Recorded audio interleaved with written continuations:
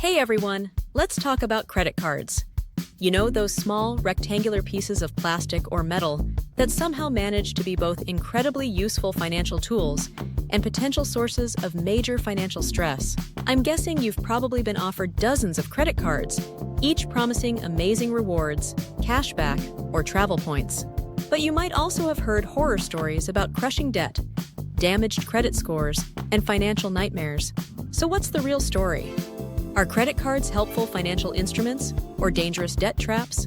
The truth, as with most things in life, lies somewhere in the middle. Credit cards can be powerful tools for building credit, earning rewards, and managing your finances. They can also lead to serious financial problems if misused or misunderstood. Today, we'll explore the benefits and risks of credit cards, how to choose the right one for you, discuss the confusing terms and conditions, and most importantly, how to use credit cards to improve your financial health rather than harm it. Let's start with the good news. Credit cards, when used properly, offer several significant advantages. First up is building credit history. One important benefit of credit cards are their ability to help you build a credit history.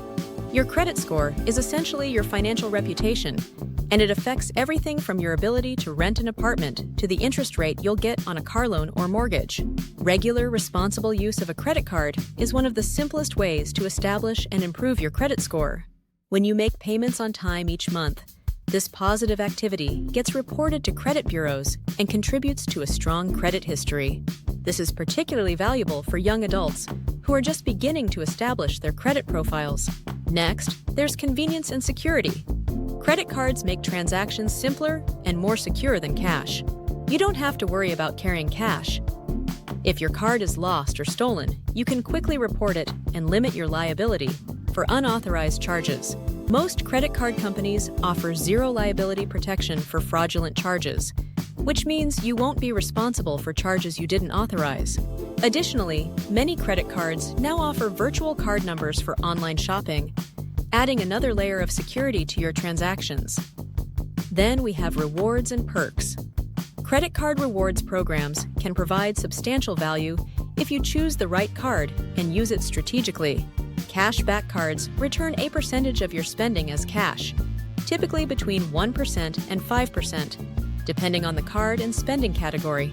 Travel rewards cards earn points or miles that can be redeemed for flights, hotel stays, or other travel expenses. Points programs earn points that can be redeemed for a variety of items, including gift cards, merchandise, or statement credits. Beyond these basic rewards, many cards offer additional perks, such as rental car insurance, extended warranties on purchases, price protection, and access to exclusive events or experiences. Credit cards also serve as emergency funding. While it's always better to have a dedicated emergency fund, a credit card can provide a financial safety net in genuine emergencies. Many credit cards offer purchase protection and extended warranties. This includes extended warranties, purchase protection against damage or theft, and price protection if an item you buy drops in price shortly after purchase. These benefits can save you substantial money and hassle, especially on major purchases. Credit cards do come with significant risks that you need to understand and manage. First are high interest rates. The average credit card interest rate is around 20% APR as of right now, far higher than most other forms of consumer debt. If you don't pay your balance in full each month, interest charges quickly accumulate and lead to a cycle of debt that's difficult to escape. If you have a $3,000 balance on a card with 20% APR and only make minimum payments, it will take you over 15 years to pay off the debt, and you end up paying more than $3,000 in interest on top of the principal. Then there are fees and penalties. Credit cards often come with various fees that can add up quickly. Annual fees on some cards range from $95 to several $100s. Late payment fees can hit you with up to $40 if you miss a payment deadline. Cash advance fees typically run 3% to 5% of the amount withdrawn, plus a higher interest rate that begins accruing immediately. Foreign transaction fees on many cards charge 3% for purchases made outside the United States. Over-limit fees might be charged if you exceed your credit limit. While responsible credit card use can help build your credit score, irresponsible use can seriously damage your credit score. Late payments, high credit utilization, and applying for multiple cards in a short period can all negatively impact your credit score, affecting your financial options for years to come. Credit cards create psychological distance between spending and payment, which leads to overspending. Studies have consistently shown that people tend to spend more when using credit cards compared to cash. The delayed payment and the abstraction of simply swiping a card or tapping your phone can make it easier to make purchases you might later regret. With hundreds of credit cards available, finding the right one can feel overwhelming. Here's how to approach this choice. Assess your financial situation and needs. Before comparing cards, take an honest look at your financial situation and how you plan to use a credit card. Will you pay the balance in full each month? If not, prioritize cards with lower interest rates over rewards. What is your credit score? This will determine which cards you're likely to qualify for. How do you spend your money? Look at your typical monthly expenses to determine which rewards categories would benefit you most. Once you understand your needs, compare cards based on these important features. Look at interest rates, including both the introductory APR and the standard APR that will apply after any promotional period ends. Check for annual fees, late payment fees, foreign transaction fees, and any other charges. Understand the rewards structure, including how rewards are earned and redeemed, along with any limitations or expiration dates. Many cards offer substantial sign-up bonuses for new cardholders who meet certain spending requirements in the first few months. Consider additional benefits like travel insurance, purchase protection, and extended warranties. Read the fine print. Credit card agreements are notoriously lengthy and filled with complex language, but it's essential to understand the terms before you apply. Pay particular attention to how interest is calculated and when it begins to accrue. Any circumstances under which your interest rate might increase, the grace period for payments before interest charges begin, how minimum payments are calculated, and any restrictions or limitations on rewards programs. As your financial situation allows, you might benefit from having multiple cards. One for travel, one for cash back, one with low interests. But be cautious about opening too many accounts too quickly, as this can negatively impact your credit score. Credit card agreements are filled with industry jargon that can be confusing. Here's a breakdown of key terms you should understand. APR stands for annual percentage rate. This is the yearly interest rate you'll pay if you carry a balance. Most cards have variable rates that can change based on market conditions or your credit behavior. Many cards offer an introductory APR, often 0%, for a limited time before the standard rate kicks in.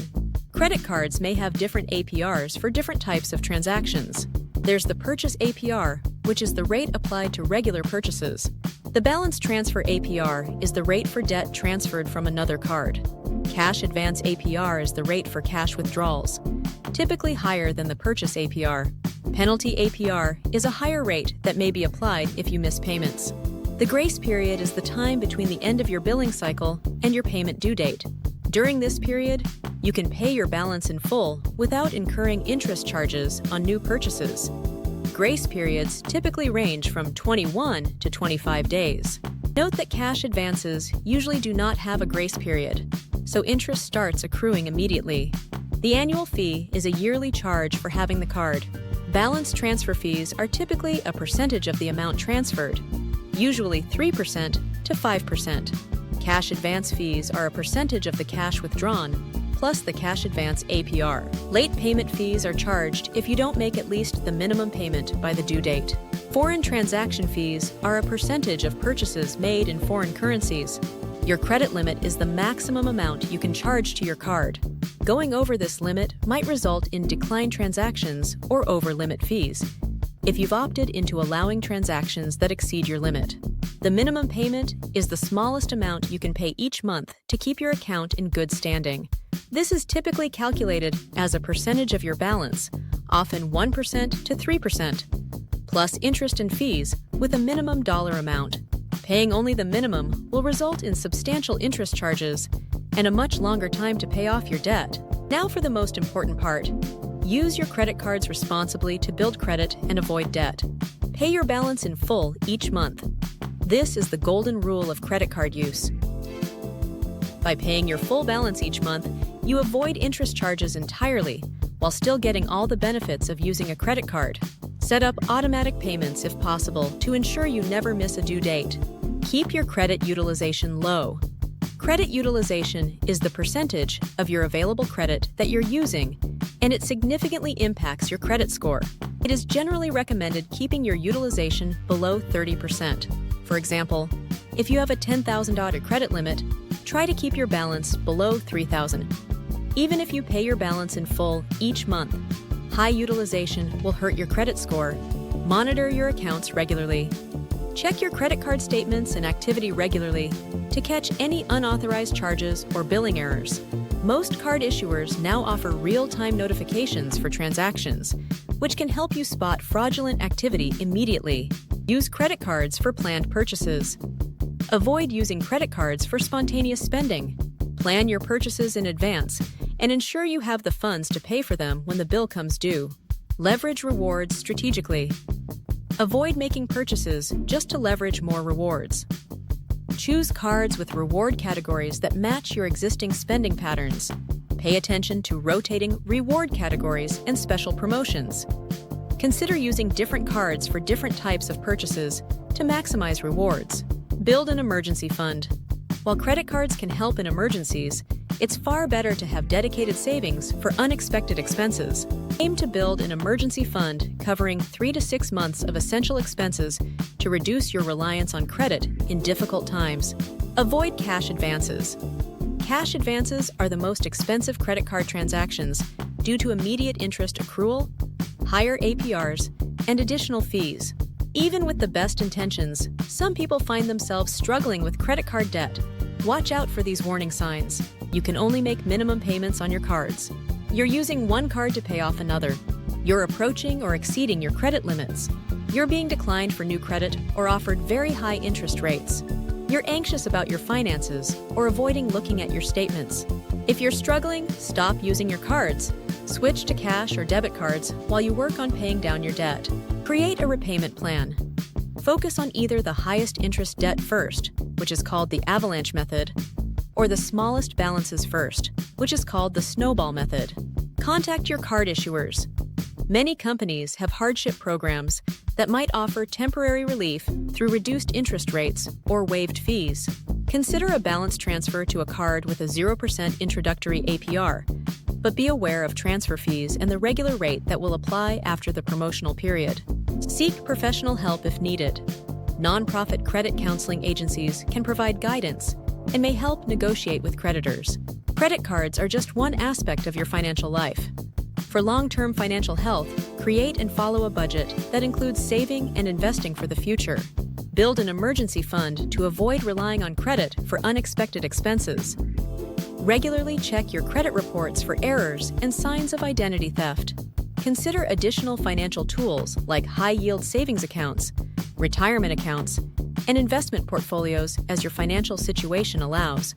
Financial well-being is a journey, not a destination. Your approach to credit and finances will evolve as your life circumstances change. The goal isn't to avoid credit entirely, but to use it intentionally as part of a broader financial strategy that helps you achieve your long-term goals. Thanks for watching. Be sure to like and subscribe if this video helps you out. I'll see you next time, where we'll discuss more ways to improve your finances.